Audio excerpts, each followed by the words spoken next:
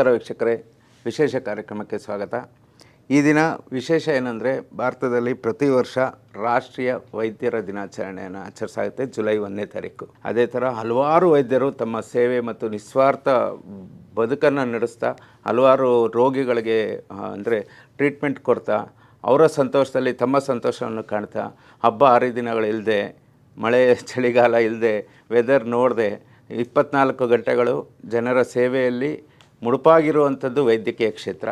ಯಾಕಂದರೆ ಯಾವಾಗ ಎಮರ್ಜೆನ್ಸಿ ಬರುತ್ತೆ, ಯಾರಿಗೆ ಏನಾಗುತ್ತೆ ಅಂತ ಗೊತ್ತಿರಲ್ಲ. ಯಾವುದೋ ಒಬ್ಬ ವೈದ್ಯ 24 ಗಂಟೆ ಯಾವುದೋ ಒಬ್ಬ ರೋಗಿಗೆ ಟ್ರೀಟ್ ಮಾಡ್ತಾನೆ ಇರ್ತಾನೆ, ಅವ್ರು ಒಳ್ಳೆಯದಾಗಲಿ ಅಂತ ಬಯಸ್ತಾ ಇರ್ತಾನೆ. ಅಂಥ ವೈದ್ಯರಿಗೆ ನಾವೊಂದು ಸಲಾಂ ಸಲ್ಲಿಸುವಂಥ ಕಾರ್ಯಕ್ರಮ. ಈ ಕಾರ್ಯಕ್ರಮದಲ್ಲಿ ವಿಶೇಷವಾಗಿ ಅತ್ಯುನ್ನತ ಸಾಧನೆ ಅಂತ ಮಾಡಿರುವ ಉತ್ತಮ ಡಾಕ್ಟರ್ಗಳಲ್ಲಿ ಒಬ್ಬರಾದಂಥ ಡಾಕ್ಟರ್ ಶ್ರೀನಾಥ್ರವರು. ಇವರು ಶಂಕರ ಹಾಸ್ಪಿಟ್ಲ್ನ ಫೌಂಡರು. ಹಾಗೆ ಇವರು ಕ್ಯಾನ್ಸರ್ ವಿಭಾಗದಲ್ಲಿ ಅವರ ಸಾಧನೆಗಳು ಹಲವಾರು ಪ್ರಶಸ್ತಿಗಳಂತ ಪಡೆದಂಥ ಡಾಕ್ಟರ್ ಶ್ರೀನಾಥ್ ಅವರ ಸಣ್ಣ ಇಂಟರ್ವ್ಯೂ ವೈದ್ಯರ ದಿನಾಚರಣೆ ಪರವಾಗಿ. ಬನ್ನಿ ವೀಕ್ಷಕರೇ. ವೈದ್ಯಕೀಯ ದಿನಾಚರಣೆ ಅಂದರೆ ಸೇವೆ ಹಾಗೂ ತ್ಯಾಗ ಅನ್ನೋದೇ ಒಂದು ಮೂಲಭೂತ ಟ್ಯಾಗ್ಲೈನು ಸರ್ ವೈದ್ಯರ ದಿನಾಚರಣೆಯಲ್ಲಿ. ಸೊ ಈ ವೈದ್ಯರ ದಿನಾಚರಣೆಯಲ್ಲಿ ಒಂದು ಸಿಂಪಲ್ ಕ್ವಶನ್ನು, ಅದಕ್ಕೆ ಹೋಗೋದಕ್ಕೆ ಮುಂಚೆ ನೀವು ವೈದ್ಯರಾಗಿಲ್ಲ ಅಂದರೆ ಏನಾಗ್ತಿದ್ರಿ ಸರ್? ಅಯ್ಯೋ, ನನಗೇನು ಗೊತ್ತಿಲ್ಲ. ನಾನು ವೈದ್ಯನಾಗಿರೋದಿದ್ದರೆ ಕೃಷಿಕನಾಗಿರ್ತಿದ್ದೆ. ನನಗೆ ಅದರಲ್ಲಿ ಬಹಳ ಉತ್ಸಾಹ ಹಾಗೂ ಅದನ್ನು ಮಾಡಬೇಕು ಅನ್ನೋದು ಇತ್ತು ಮನಸ್ಸಿನಲ್ಲಿ. ಒಂದು ಸಮಯ ನಾನು ವೈದ್ಯನಾಗಿದ್ದರೆ ನಾನು ಹೊಲ ಗದ್ದೆ ಉಳ್ತಾ ಇದ್ದೆ. ಅದು ಒಂದು ರೀತಿಯಾದ ಪ್ರಕೃತಿಯ ಚಿಕಿತ್ಸೆ ಸರ್. ಹೌದೌದು, ಅಲ್ಲೂ ವೈದ್ಯರಾಗೇ ಇರ್ತಿದ್ರೆ ನಾವು. ಆಗಲಿ ಸರ್. ವೈದ್ಯರ ದಿನಾಚರಣೆಯಲ್ಲಿ ವೈದ್ಯರ ಪಾಲು ಅಂದರೆ ಪೇಷಂಟ್ ರೆಡಿ ಆಗೋದಕ್ಕೆ ಅಥವಾ ಅವರ ಮೆಡಿಕಲ್ ರಿಪೋರ್ಟ್ಸ್ ಮೇಲೆ ಮಾತ್ರ ಪೇಷಂಟ್ನ ತಯಾರಿ ಮಾಡ್ಬೋದಾ ವೈದ್ಯರು, ಅಥವಾ ಇನ್ಯಾವ ರೀತಿಯಲ್ಲಿ ವೈದ್ಯರು ಪೇಷಂಟ್ ಜೊತೆ ನಡ್ಕೋಬೋದು ಸರ್? ವೈದ್ಯರ ರೋಲ್ ಅಂತ ನಾವೇನು ಹೇಳ್ತೀವಿ, ಅದು ಒಂದು ಚಿಕ್ಕ ಇದಕ್ಕೆ ಸೀಮಿತವಾಗಿದ್ದಲ್ಲ. ಒಬ್ಬ ರೋಗಿ ಒಬ್ಬ ವೈದ್ಯನ ಹತ್ರ ಬರಬೇಕಾದ್ರೆ 3-4 ಕಾರಣಗಳಿರುತ್ತೆ. ಅದರ ಹಿಂದೆ ಕೆಲವು ಮನಸ್ಸಿನಲ್ಲಿ ಗಾಬರಿ, ಹೆದರಿಕೆ ಇವೆಲ್ಲ ಇರುತ್ತೆ. ಕಾಯಿಲೆ ಆಗಿರ್ತಕ್ಕಂಥ ರೋಗಿ ಬಂದಾಗ ಮೊದಲನೆಯದು, ಡಾಕ್ಟ್ರು ವೈದ್ಯನಾಗಿರೋನು ನನ್ನಿಂದ ಏನು ಅಪೇಕ್ಷೆ ಮಾಡ್ತಾನೆ, ನಾನೇನು ಹೇಳಬೇಕು ಅವನಿಗೆ. ನನಗೆ ಜ್ವರ ಇದೆ ಅಂತ ಹೇಳಬೇಕಾ, ಏನು ಹೇಳಿದರೆ ಅವರಿಗೆ ನಾನು ಹೇಳಿದ್ದು ನಾನು ಅನುಭವಿಸ್ತಾ ಇರೋ ಕಾಯಿಲೆ ವಿಷಯ ಪೂರ್ತಿಯಾಗಿ ತಿಳಿಯುತ್ತೆ ಅನ್ನೋದ್ರ ಬಗ್ಗೆ ಅವನು ಇದನ್ನು ಹೇಳಬೇಕು, ಅದನ್ನು ಹೇಳಬೇಕು, ಹಿಂಗಾಗುತ್ತೆ ಅಂತ ಹೇಳಬೇಕು ಅಂತ ಅದೇ ಒಂದು ಲಿಸ್ಟ್ ಇಟ್ಕೊಂಡಿರ್ತಾನೆ.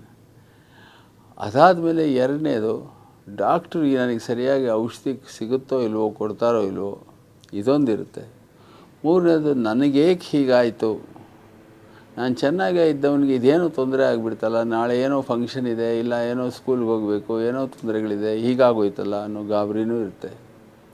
ಇದೆಲ್ಲ ಗಂಟು ಮೂಟೆ ಕಟ್ಕೊಂಡು ಮನುಷ್ಯ ರೋಗಿಯಾದವನು ಡಾಕ್ಟ್ರ್ ಹತ್ರ ಹೋಗ್ತಾನೆ. ಇದನ್ನು ಮೊದಲನೇದಾಗಿ ಡಾಕ್ಟ್ರ್ ಅವನ ಜೊತೆಯಲ್ಲಿ ಕೂತ್ಕೊಂಡು ನಗನಗ್ತಾ ಅವನಿಗೆ ಪ್ರಶ್ನೆಗಳನ್ನ ಹಾಕ್ತಾ ಅವನ ಹಿಂದೆ ಏನು ನಡೀತಾ ಇದೆ ಅನ್ನೋದನ್ನು ತಿಳ್ಕೋಬೇಕು. ಅದೇ ಮುಖ್ಯವಾದ್ದು. ರೋಗದ ಬಗ್ಗೆ ತಿಳುವಳಿಕೆ ಪಡೆಯೋದ್ರ ಜೊತೆಗೆ ಅವನ ಮನಸ್ಸಿನಲ್ಲಿ ಏನಾಗ್ತಾ ಇರ್ಬೋದು ಅನ್ನೋದನ್ನು ನಾವು ಅರ್ಥ ಮಾಡಿಕೊಂಡು ಅದಕ್ಕೆ ಸಮಾಧಾನವಾಗಿ ಉತ್ತರ ಕೊಡ್ತಾ ಪರೀಕ್ಷೆ ಮಾಡಬೇಕು. ಇದು ಮೊದಲನೇ ಹೆಜ್ಜೆ. ಅದಾದ ಮೇಲೆ ತಮ್ಮ ಪ್ರೀವಿಯಸ್ ಎಕ್ಸ್ಪೀರಿಯನ್ಸ್, ಎಷ್ಟು ವರ್ಷಗಳ ಎಕ್ಸ್ಪೀರಿಯನ್ಸ್ ಇದೆಯೋ ಅದರ ಪ್ರಕಾರ ಆ ರೋಗಿನ ಪರೀಕ್ಷೆ ಮಾಡಿ ನೋಡಿ, ಈ ಕಾಯಿಲೆ ಈ ತರಹ ಇರಬಹುದು, ಇದಕ್ಕೆ ಇಂಥ ಟೆಸ್ಟ್ಗಳನ್ನ ಮಾಡಿದರೆ ನನಗೆ ಖಚಿತವಾಗಿ ಗೊತ್ತಾಗುತ್ತೆ ಅಂತ ಆ ಟೆಸ್ಟ್ಗಳನ್ನ ಮಾಡ್ತಾರೆ. ಸೊ ಆ ಟೆಸ್ಟ್ಗಳ ರಿಪೋರ್ಟ್ ನೋಡಿದ ಮೇಲೆ ಅವರಿಗೆ ನಾನು ನೋಡಿದ್ದಾಗ ಹೀಗಿತ್ತು, ರಿಪೋರ್ಟ್ನಲ್ಲಿ ಹೀಗಿರೋದ್ರಿಂದ ಇದು ಈ ಕಾಯಿಲೆ ಇರ್ಬೋದು ಅಂತ ತೀರ್ಮಾನ ಮಾಡ್ತಾ ಅದಕ್ಕೆ ಅವರು ಚಿಕಿತ್ಸೆ ಕೊಡ್ತಾರೆ. ಅದಾದ ನಂತರ ನಾನು ಕೊಟ್ಟ ಔಷಧಿ ಕೆಲಸ ಮಾಡ್ತಾ ಇದೆಯೋ ಇಲ್ಲೋ ಅನ್ನೋ ಯೋಚನೆ ಡಾಕ್ಟ್ರಿಗೂ ಇರುತ್ತೆ. ರೋಗಿಗೆ ಎಷ್ಟರ ಮಟ್ಟಿಗೆ ನನಗೆ ಸರಿ ಹೋಗ್ತೀನೋ ಇಲ್ಲೋ ಅನ್ನೋ ಯೋಚನೆ ಇರುತ್ತೋ ಹಾಗೆ ಡಾಕ್ಟ್ರಿಗೆ ನಾನು ಇದು ಕೊಟ್ಟಿದ್ದೀನಿ, ಇವನು ಸರಿ ಹೋಗ್ತಾನೋ ಇಲ್ವೋ, ನಾಳೆ ನೋಡಬೇಕು ಇವನ್ನ ಇನ್ನೊಂದು ಸರ್ತಿ ಅಂತ ಬಾ ಅಂತ ಕರೀತಾರೆ. ಸೊ ಹೀಗೆ ಮಾರನೇ ದಿವಸ ನೋಡಿ ರೋಗಿ ಚೆನ್ನಾಗಿದ್ದಾನೆ ಅಂದಾಗ, ಅಥವಾ ಒಂದು ವಾರ ಆದಮೇಲೆ ನೋಡಿ ಚೆನ್ನಾಗಿದ್ದಾನೆ ಅಂದಾಗ ಚಿಕಿತ್ಸೆ ಒಂದು ಹಂತಕ್ಕೆ ಬಂದು ಸೇರಿತು ಅಂತ. ಸೊ ಅದರಿಂದ ಬರೀ ಒಂದು ರಿಪೋರ್ಟು ಅಥವಾ ಒಂದು ರೈಟಪ್ಪು ಏನೋ ಒಂದು ಇನ್ಫಾರ್ಮೇಷನ್ನಿಂದ ರೋಗಿಗಿರ್ತಕ್ಕಂತಹ ಕಾಯಿಲೆನ ಕಂಡುಹಿಡಿಯೋದಕ್ಕೆ ವೈದ್ಯನಿಗೆ ಆಗೋಲ್ಲ. ನಾವು ಹೇಳ್ಕೊಬೋದು, ರೋಗಿ ನೋಡಿದ ತಕ್ಷಣ ನನಗೆ ಗೊತ್ತಾಗೋಯ್ತು ಏನು ಕಾಯಿಲೆ ಅಂತ ಅನ್ಕೋಬೋದು, ಹೇಳ್ಕೊಬೋದು ಇನ್ನೊಬ್ಬರ ಹತ್ರ. ಬಟ್ ಅದು ನಿಜವಾದ ವಿಷಯ ಅಲ್ಲ. ನೀವು ತುಂಬ ಚೆನ್ನಾಗಿ ಹೇಳಿದ್ರಿ ಸರ್, ರೋಗಿಯ ಬರೀ ರಿಪೋರ್ಟ್ಸ್ ಮೇಲೆ ಅಲ್ಲ, ಅವರ ಭಾವನೆಗಳ ಮೇಲೆ ಅಂತ. ಈ ಥರ ಭಾವನೆಗಳ ಮೇಲೆ ಅಥವಾ ಭಾವನಾತ್ಮಕವಾಗಿ ನಿಮಗೆ ಪೇಷಂಟ್ಸು ವೆರೈಟಿ ಆಫ್ ಪೇಷಂಟ್ಸ್ ಬರ್ತಾರೆ ಸರ್. ಕೆಲವರು ಓಪನ್ ಆಗಲ್ಲ, ಅವರ ಭಾವನೆಗಳನ್ನ ಹೇಳೋದಿಲ್ಲ. ರೋಗಿಗಳು ಕೂಡ ಬಹಳ ವಿಧವಾದ ತರಹ ಇರ್ತಾರೆ. ಕೆಲವರಿಗೆ ಹೆದರಿಕೆಯಿಂದ ಎಲ್ಲ ಮರ್ತೋಗುತ್ತೆ, ಇನ್ನು ಕೆಲವರಿಗೆ ವಯಸ್ಸಾಗಿರೋದ್ರಿಂದ ಮರ್ತೋಗುತ್ತೆ, ಇನ್ನು ಕೆಲವರಿಗೆ ಕಾಯಿಲೆಯಿಂದಲೇ ಮರ್ತೋಗುತ್ತೆ. ಆದ್ದರಿಂದ ಅವರು ಬಂದಾಗ ಅವರು ಪೂರ್ತಿ ವಿಷಯ ಹೇಳ್ತಾರೋ ಇಲ್ವೋ ಅನ್ನೋದು ಮುಖ್ಯ. ಹೇಳಿಲ್ಲ ನನಗೆ ವಿಷಯ ತಿಳಿದಿಲ್ಲ ಅಂದರೆ ಡಾಕ್ಟ್ರು ನಿಧಾನವಾಗಿ ಇನ್ನೂ ಡೀಟೇಲಾಗಿ ರೋಗಿಗೆ ಸಮಾಧಾನ ಹೇಳ್ತಾ ಆ ವಿಷಯ ಅವರ ಸಂಬಂಧದವರು ಅವ್ರ ಜೊತೆಯಲ್ಲಿರೋರ ವಿಷಯ ಕೇಳಿ ವಿಷಯವನ್ನು ಪೂರ್ತಿಯಾಗಿ ತಿಳ್ಕೊಳ್ಬೇಕಾಗುತ್ತೆ. ಇದು ಬಹಳನೇ ಮುಖ್ಯ. ಇನ್ನು ಕೆಲವು ಸರ್ತಿ ಏನಾಗುತ್ತೆ ಅಂದರೆ, ಎಷ್ಟೋ ಜನ ರೋಗಿಗಳು ಡಾಕ್ಟ್ರನ್ನ ಪರೀಕ್ಷೆ ಮಾಡೋಕ್ಕೆ ಬರ್ತಾರೆ. 2-3 ಡಾಕ್ಟ್ರುಗಳಿಗೆ ಮುಂಚೆ ತೋರಿಸಿರ್ತಾರೆ, ಆದರೆ ಅದನ್ನು ಸ್ವಲ್ಪ ಮುಚ್ಚಿಟ್ಕೊಳ್ತಾರೆ, ಪೂರ್ತಿ ವಿಷಯಗಳನ್ನ ಹೇಳೋಲ್ಲ. ಡಾಕ್ಟ್ರು ಬಹಳ ಕಷ್ಟಪಟ್ಟು ಬಾಯಿಂದ ಎಲ್ಲ ತೆಗೆಸಿದ ಮೇಲೆ ಇವರು ಜೋಬಿಂದ ಮೆತ್ತಗೆ ರಿಪೋರ್ಟ್ ತೆಗೆದು ಆ ಡಾಕ್ಟ್ರು ಇದನ್ನೇ ಹೇಳಿದರು ಅಂತ ಹೇಳ್ತಾರೆ. ಆವಾಗ ಡಾಕ್ಟ್ರಿಗೆ ಇದ್ದಿದ್ದ ಉತ್ಸಾಹ ಎಲ್ಲ ಹೊರಟೋಗುತ್ತೆ. ನೋಡಿದ್ಯಾ ಈ ಥರ ಮಾಡಿಬಿಟ್ನಲ್ಲ ಪೇಷಂಟು ಅಂತ ಅನಿಸುತ್ತೆ.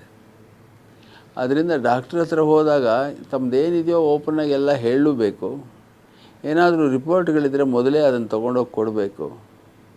ನೀವು ಡಾಕ್ಟ್ರಿಗೆ ಎಷ್ಟರ ಮಟ್ಟಿಗೆ ಒತ್ತು ಕೊಟ್ಟು ವಿಷಯ ಹೇಳ್ತಿರೋ ಅಷ್ಟು ಸುಲಭ ಆಗುತ್ತೆ ಡಾಕ್ಟ್ರಿಗೆ, ಅಷ್ಟೇ.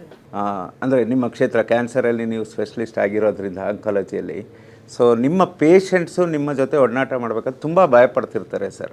ಅವ್ರಿಗೆ ಮೊದಲು ಕೌನ್ಸ್ಲಿಂಗ್ ಮಾಡ್ತೀರಾ, ಆಸ್ ಎ ವೈದ್ಯರಾಗಿ ಕೌನ್ಸ್ಲಿಂಗ್ ಮಾಡ್ತೀರಾ, ಅಥವಾ ಒಬ್ಬ ಹಿರಿಯರಾಗಿ ಅವ್ರಿಗೆ ಮೊದಲು ಅಡ್ವೈಸ್ ಕೊಟ್ಟು ಆಮೇಲೆ ವೈದ್ಯ ಕ್ರಿಯೆ ಪ್ರೋಸೆಸ್ ಮಾಡ್ತೀರಾ ಅಂತ?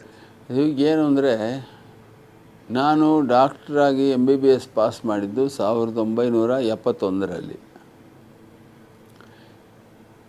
ಈ ಸುಮಾರು 55 ವರ್ಷಗಳ ಕಾಲ ಈ ರೋಗಿಗಳ ಜೊತೆಲೇ ಇದ್ದು, ದಿನದ ಹೆಚ್ಚು ಭಾಗ ಅವ್ರ ಜೊತೆಲೇ ಇದ್ದು ಈಗ ಯಾವ ರೋಗಿ ಏನು ಹೇಗೆ ಇದ್ದಾನೆ, ಅವನ ಮನಸ್ಸಿನಲ್ಲಿ ಏನೇನು ನಡೀತಾ ಇರುತ್ತೆ ಅನ್ನೋದನ್ನು ಊಹೆ ಮಾಡ್ತಕ್ಕಂಥ ಶಕ್ತಿ ಈಗ ಎಕ್ಸ್ಪೀರಿಯನ್ಸಿಂದ ಬಂದಿದೆ. ಆದರೆ ಈ ವಿಷಯ ಬಹಳ ಮುಖ್ಯ.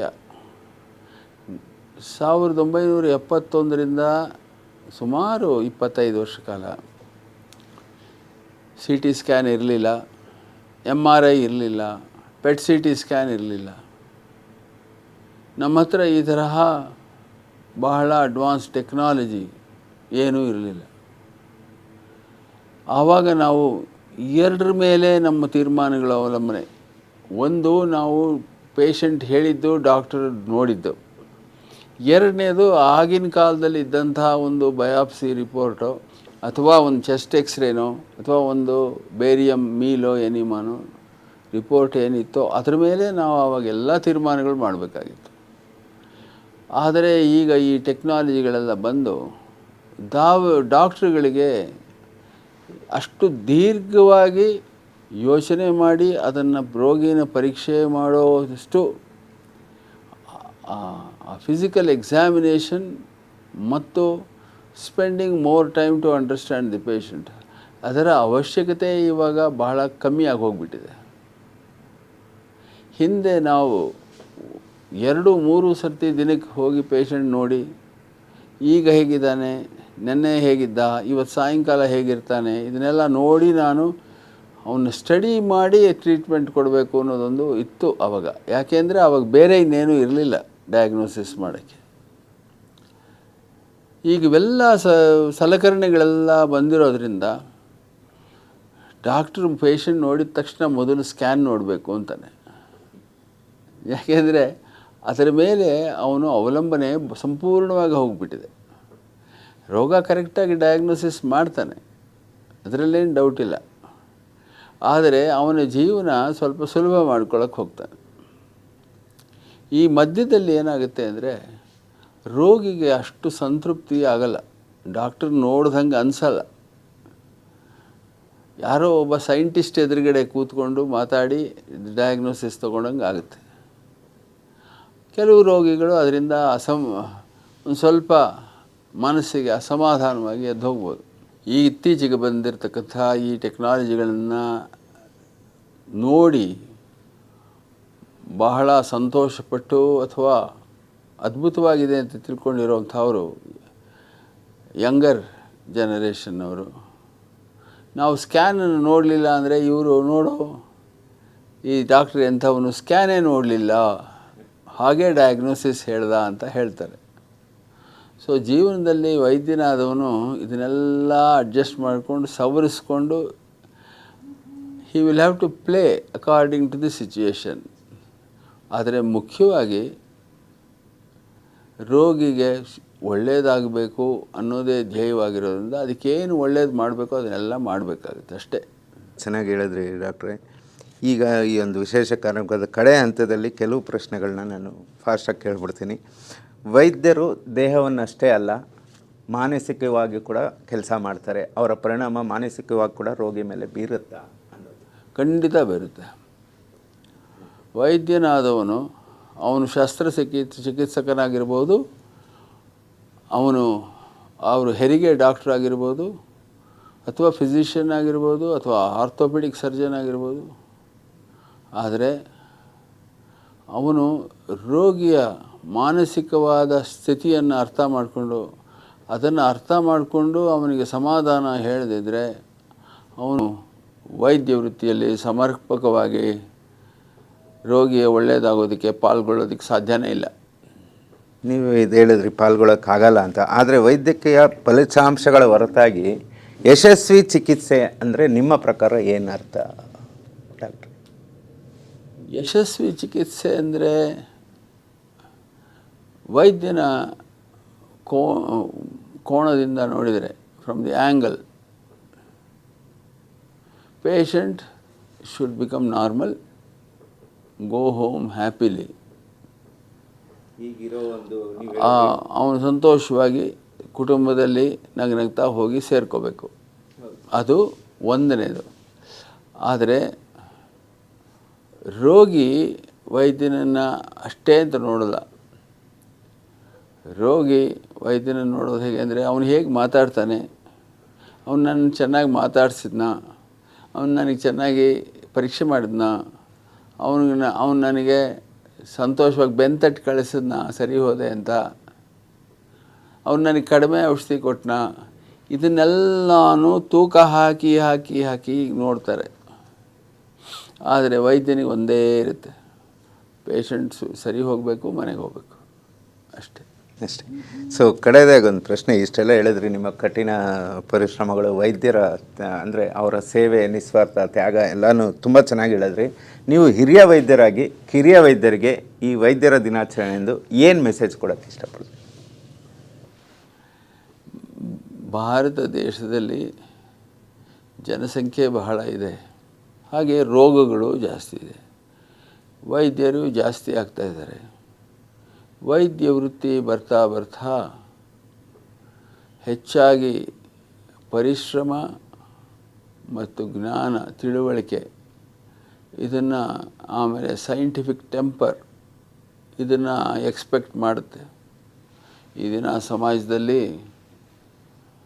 ವೈದ್ಯನಾದವನು ವೈದ್ಯದ ಬಗ್ಗೆ, ವೈದ್ಯ ವೃತ್ತಿಯ ಬಗ್ಗೆ, ಕಾಯಿಲೆಗಳ ಬಗ್ಗೆ ಸಂಪೂರ್ಣವಾಗಿ ಪರಿಣಿತಿ ಪಡೆದಿರೋದಷ್ಟೇ ಅಲ್ಲ, ಅವನು ಸಮಾಜದಲ್ಲಿ ಒಂದು ಅವಿಭಾಜ್ಯವಾದಂತಹ ಒಂದು ಅಂಗದಲ್ಲಿ ಅವನು ಸೇರಿದ್ದಾನೆ ಅನ್ನೋದನ್ನು ತಿಳ್ಕೊಳ್ಬೇಕಾಗಿದೆ. Doctors are all again drawn from the same society where the patients come up with diseases. So there is no difference. Every doctor also suffers from the same diseases the others undergo. So ಅದರಿಂದ ವೈದ್ಯನಾದವನಿಗೆ ಬಹಳ ಸಹನೆ ಬೇಕು, knowledge ಬೇಕು. ಜೀವ ಬಿಗಿನಿಂಗಿಂದ ಕೊನೆಯವರೆಗೂ ಅವನು ಆ knowledge ಪರ್ಸ್ಯೂಟ್ನಲ್ಲಿ medicine ತಿಳ್ಕೊಳ್ಳೋದಕ್ಕೆ ಪ್ರಯತ್ನಗಳನ್ನ ಮಾಡ್ತಾನೇ ಇರಬೇಕು. ಪ್ರತಿ 5 ವರ್ಷಕ್ಕೆ ಮೆಡಿಸಿನ್ನಲ್ಲಿ ನಾಲೆಡ್ಜ್ ಎಕ್ಸ್ಪ್ಲೋರ್ಡ್ ಆಗ್ತಾಯಿದೆ, ಹೊಸ ಹೊಸ ಔಷಧಿಗಳು ಬರ್ತಾಯಿದೆ. ಕಾಯಿಲೆಗಳು ಇಲ್ಲಿವರೆಗೂ ಏನು ಕ್ಯೂರ್ ಮಾಡೋಕ್ಕಾಗ್ತಾ ಇಲ್ಲ ಅಂತ ಅಂದ್ಕೊಂಡಿದ್ವು ಅದನ್ನೆಲ್ಲ ಕ್ಯೂರ್ ಮಾಡ್ತಾಯಿದ್ದೀವಿ. ಆದ್ದರಿಂದ ಮೆಡಿಕಲ್ ಪ್ರೊಫೆಷನ್ ಈಗ ಬಹಳ ಸಕ್ಸಸ್ಫುಲ್ಲಾಗಿದೆ. ಅಂದರೆ ರೋಗಿಗಳನ್ನ ಗುಣ ಮಾಡೋದರಲ್ಲಿ ಬಹಳಷ್ಟು ಏಳಿಗೆಯನ್ನು, ಉನ್ನತಿಯನ್ನು ಪಡಿತಾ ಇದೆ. ಇನ್ನೂ ಇದೆ, ಇನ್ನೂ ನಡೀತಾನೇ ಇದೆ. ಈ ವಿಷಯದಲ್ಲಿ ದಿನೇ ರಿಸರ್ಚ್ ನಡೀತಾ ಇದೆ. Doctor should be at the cutting edge of that.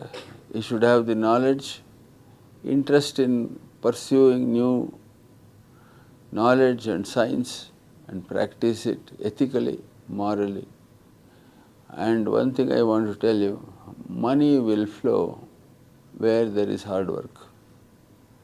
ದೇವರು ಎಲ್ಲರಿಗೂ ಒಳ್ಳೇದು ಮಾಡಲಿ, ಸಂತೋಷವಾಗಿ ಕುಟುಂಬದ ಜೊತೆಗೆ ಇರೋದು, ರೋಗಿಗಳನ್ನ ಚೆನ್ನಾಗಿ ನೋಡ್ಕೊಳ್ಳಿ, ಸುಖ ಸಂತೋಷನ ಅನುಭವಿಸ್ತಾ ಇರಿ ಅಂತ ಹೇಳಿ ನನ್ನ ಮಾತು ಮುಗಿಸ್ತೇನೆ.